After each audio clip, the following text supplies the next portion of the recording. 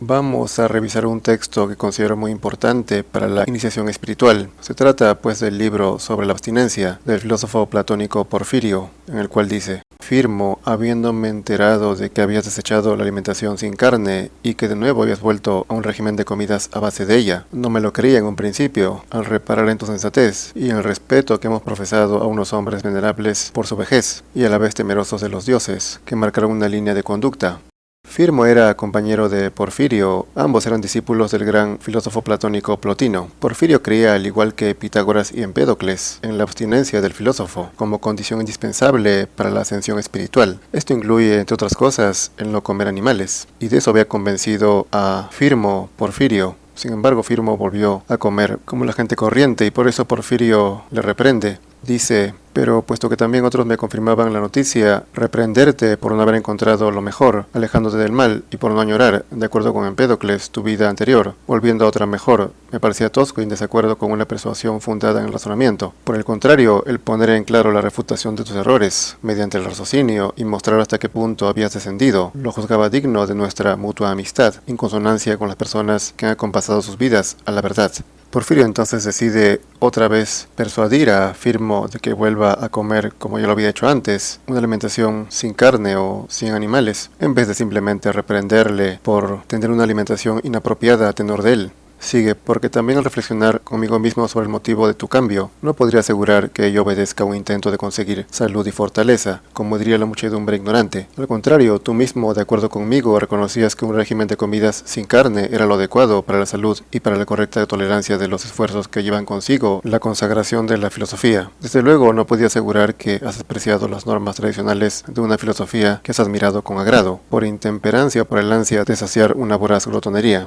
En efecto, por gusto, por antojo, por glotonería es que muchos se rinden a la carne, a la alimentación a base de animales, por placer pues. Y dicen también que es bueno comer animales porque da salud y hace que uno sea fuerte, a lo cual Porfirio llama muchedumbre ignorante a los que creen eso, que puede ser quizás en parte cierto, porque no solamente pues esa alimentación te da, digamos, fuerza, sino también trae inconvenientes y otros efectos que también producen enfermedades. Por ejemplo, el colesterol solamente está en los alimentos animales, no está en los vegetales. Además, Porfirio sabía de lo que hablaba, era un gran sabio platónico, consagrado a la filosofía, a la sabiduría. Porfirio dice: ¿qué obra nos queda por hacer en la tierra o en el mar? ¿Qué laboriosa actividad artesanal? ¿Qué ordenado régimen de vida? Si consideramos a los animales como seres de nuestra sangre y los tratamos con suavidad y miramientos. Digámoslo pues, nada queda por hacer.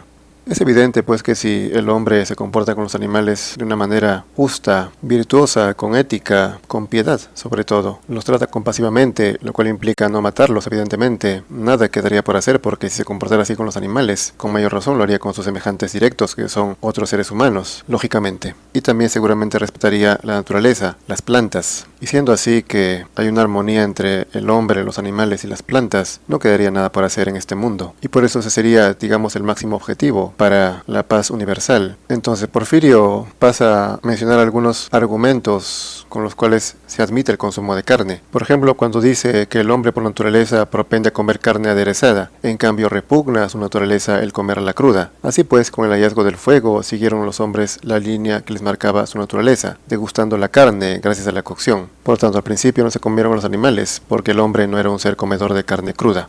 Es lo que dicen muchos, ya que básicamente dicen pues que comer carne es algo natural. Pero aquí dice que al principio no se comía la carne porque cruda no la puede comer el hombre. Entonces cuando aprendió a cocerla o a cocinarla, ya pudo tragarla, digerirla. Pero aquí lo que hay que resaltar es que el hombre tiene que cocinar la carne o tiene que cocer la carne, hervirla, sin eso no podría comerla, mientras que los animales naturalmente la comen cruda en la naturaleza. Digamos, beben ahí la sangre fresca del animal, su carne está recién muerta, o incluso viva se la comen mientras el animal está muriendo. Eso se podría decir que es algo natural, y por ende haría bien al animal que la come de esa forma. Luego alude a otro argumento de los que justifican la alimentación a base de animales, cuando dice: ¿qué destino tendrá entonces la perpetuación del género animal? Todo el mundo sabe lo prolífico que es el cerdo y la liebre, añade simplemente también todos los demás animales. ¿De dónde le vendrá el sustento? ¿Y qué les pasará a los agricultores? Porque si se destruyen las cosechas y no dan muerte a los que lo hacen, la tierra no podrá soportar tal cantidad de animales, y por otra parte los que mueran provocarán la ruina como consecuencia de la putrefacción de sus cuerpos, y no habrá modo de escapar a la epidemia epidemia que se extienda. El mar, los ríos, los lagos se llenarán de peces, el aire de pájaros y la tierra se verá repleta de animales de todas clases.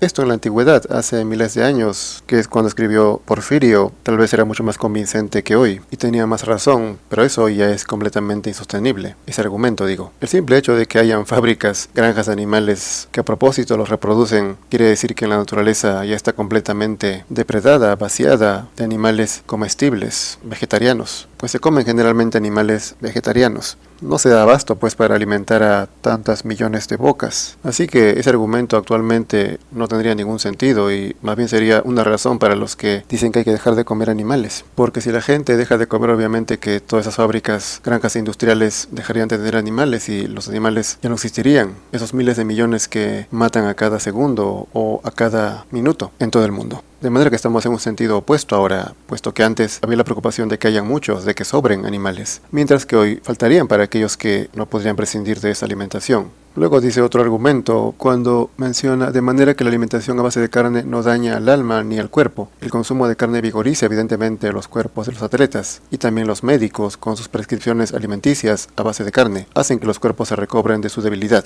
Es cierto, al menos en apariencia, pues cuando uno come mucha carne y se dedica al deporte, desarrolla mucha musculatura. Sin embargo, también hay personas vegetarianas o incluso veganas que sin comer carne de animales también desarrollan bastante músculo. Y también hay que observar pues en la naturaleza que los animales más fuertes del mundo son vegetarianos, como lo es el elefante o el gorila, completamente vegetarianos. Y esto de el vigor corporal o la salud, ya dijimos pues que el consumo de carne da evidentemente facilidades en el sentido de que uno absorbe más rápidamente las vitaminas, pero también trae inconvenientes o daños pues el consumo de carne, enfermedades. Eso hoy está demostrado científicamente ya, porque hay cosas también negativas que incluye la carne, sobre todo, y aquí resalto sobre todo, de animales que vienen de granjas industriales. No es así como los animales que están en la naturaleza y que se cazan y se comen frescos directamente. El animal se ha alimentado de la tierra y por tanto es mucho más saludable, obviamente, por no decir saludable solo en este caso, y es que en el otro caso más tiene cosas negativas que positivas en realidad.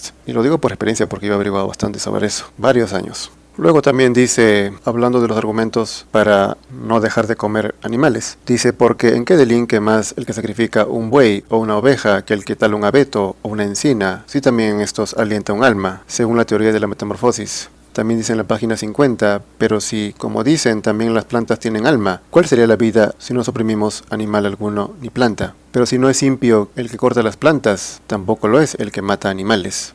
Esto también es algo que sostienen muchos que defienden una alimentación con carne. Y es que esto es algo más complejo, pues esto de decir que la planta tiene alma, eso lo creían muchos antiguos. Pitágoras, Empédocles, Porfirio consideraban eso. Sin embargo, sus razones para no comer animales no eran precisamente eso, ni eso era el fundamento principal. Ellos tenían otras razones. Pero es complejo, digo, porque, o al menos parece complejo, ya que si la planta tiene vida y el animal tiene vida, entonces ambos pueden morir, y cuando uno mata a un animal, también es malo si uno mata una planta, en ese sentido. Pero para no quedarnos en eso, que demoraría bastante en realidad hablar sobre las diferencias que hay entre una planta y un animal, vamos a ceñirnos simplemente a algo sencillo, pues comprensible para cualquiera, algo que solamente implica tener sentido común. Y es que cuando tú matas una planta, matar una planta para empezar sería, pues como dice ahí, cortarla, un árbol talarlo o arrancar una rama. No es igual pues si uno arranca un fruto, con lo cual también sería un daño, pero no sería un daño letal al vegetal, a la planta o al árbol que tiene ese fruto.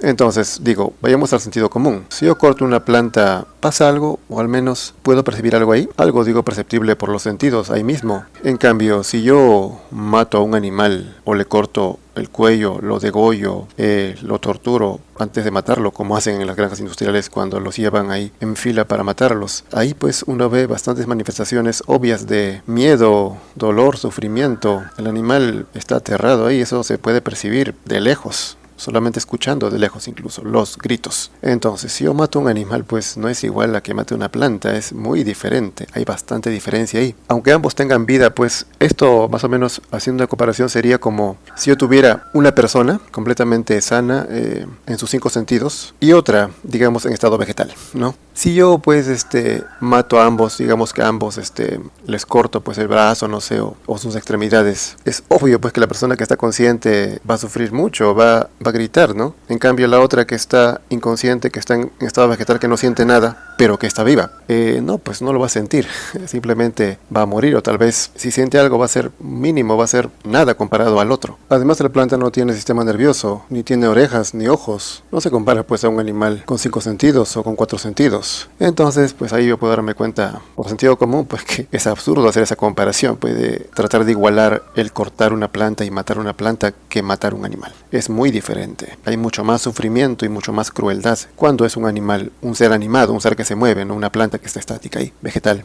Luego Porfirio dice, y una vez que esto se considera una injusticia, que no se haga uso de la leche, de la lana, de los huevos, ni de la miel, porque del mismo modo que se delinque quitándole el vestido a una persona, otro tanto ocurre al esquilar una oveja, pues la lana es su vestido. Tampoco la leche va destinada a nosotros, sino a los retoños recién nacidos. Y la abeja recolecta la miel como alimento específico suyo, que se lo quitamos para deleite nuestro.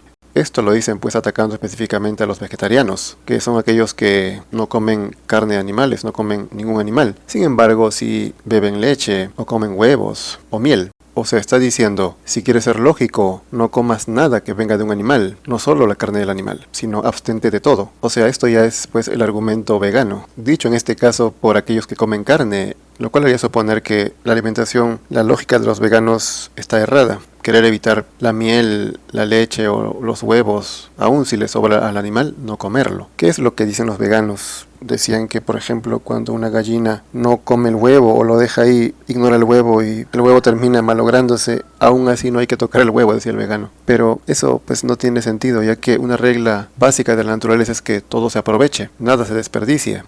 Y aquí que leemos mucho, obedecemos pues a los sabios, y los sabios siempre han dicho que hay que someterse a la naturaleza, guiarse de ella, y que solo ella está más cerca de la verdad y del bien. De lo que se trata es de evitar participar en injusticias, en crueldad, es lo que sostiene Porfirio, y lo único necesario para eso es obviamente evitar la muerte del animal, la tortura, la crueldad, comer pues lo que el animal pueda dar, es miel o huevos o leche, eso ya es algo que no implica matar al animal, entonces no está en el sentido que habla Porfirio. Claro que estamos hablando de un animal que uno cría, que uno conoce y lo tiene libremente. Porfirio rechazaría absolutamente la industria de huevos o leche en la cual se tortura a las vacas y las gallinas para que produzcan. Eso obviamente rechazamos. De manera que se puede concluir que Porfirio no sería vegano ni aconsejaría el veganismo. Porfirio era un santo, despreciaba la vida superflua, que caracteriza tanto a omnívoros como a veganos, e incluso vegetarianos. Él no actuaba por los animales, sino para purificarse, respetaba la naturaleza ante todo, y esto es el camino verdadero, la austeridad natural, la frugalidad.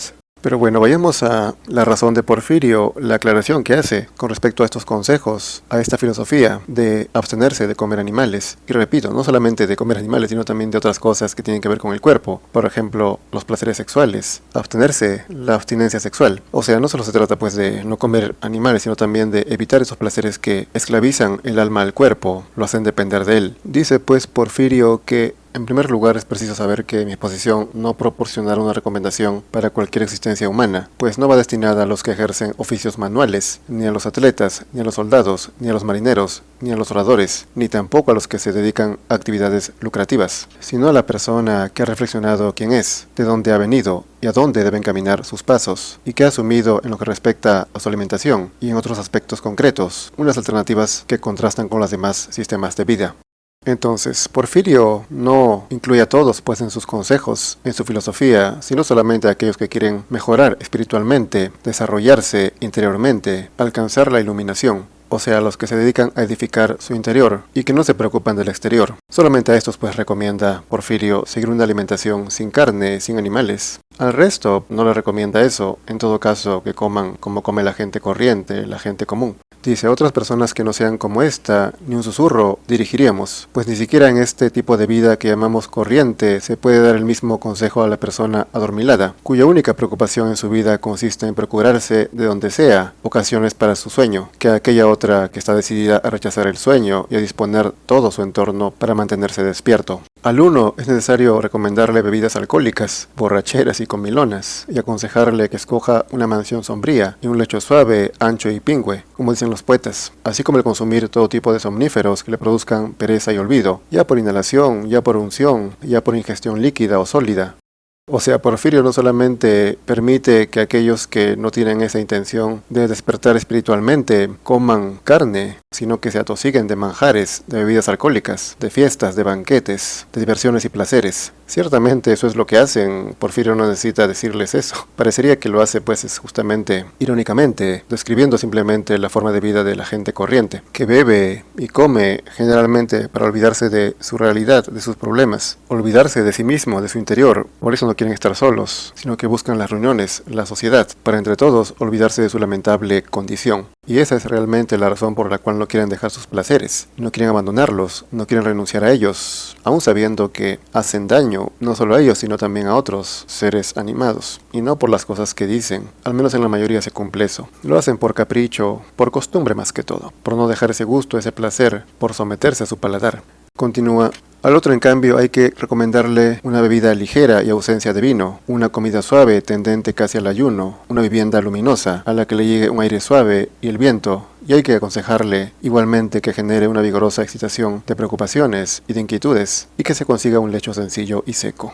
Esto es la austeridad, la frugalidad. Ser parco es indispensable para cultivar el interior, desarrollar el espíritu, contentarse con lo de dentro, adecuarse a ello, en vez de querer llenarse con las cosas de fuera, los placeres corporales. Entonces esto es estar despierto, en contraposición al otro hombre, el hombre común que está dormido, con ese estilo de vida desordenado y libertino en realidad, puesto que para lograr su tan ansiada felicidad pasa por encima de otros, no solo de animales, de plantas, sino también de otros seres humanos. Y es que en realidad quien pisotea una planta no está muy lejos de pisotear un animal, ni tampoco de pisotear un hombre, como lo hace el que puede, pues el que tiene poder y mucho dinero se aprovecha de las personas, las explota y se enriquece con eso. Aquel que come del sufrimiento animal, si pudiera, también lo haría del hombre, explotándolo y aprovechándose. Todo eso es lógico. El hombre consciente, responsable, pues respeta todo lo que está vivo, o mejor dicho, todo lo creado por la naturaleza, todo lo que es natural. Dice a este hombre que de una sola vez ha intuido la insulsez de nuestro devenir en este mundo y de la morada que habitamos, que ha percibido su condición natural de vigilia y ha averiguado la somnolencia del lugar en que reside. A este hombre pues dirigimos nuestras palabras y le transmitimos un sistema de alimentación en consonancia con la desconfianza que le inspira su región, el conocimiento que tiene de sí mismo. Le invitamos a que permita a los dormilones a que se queden echados en sus camas, teniendo por nuestra parte la precaución de no contagiarnos de los sopores y sueño, del mismo modo que se contagian de ceguera los que miran a los ciegos y acaban bostezando los que están con quienes se encuentran bostezando.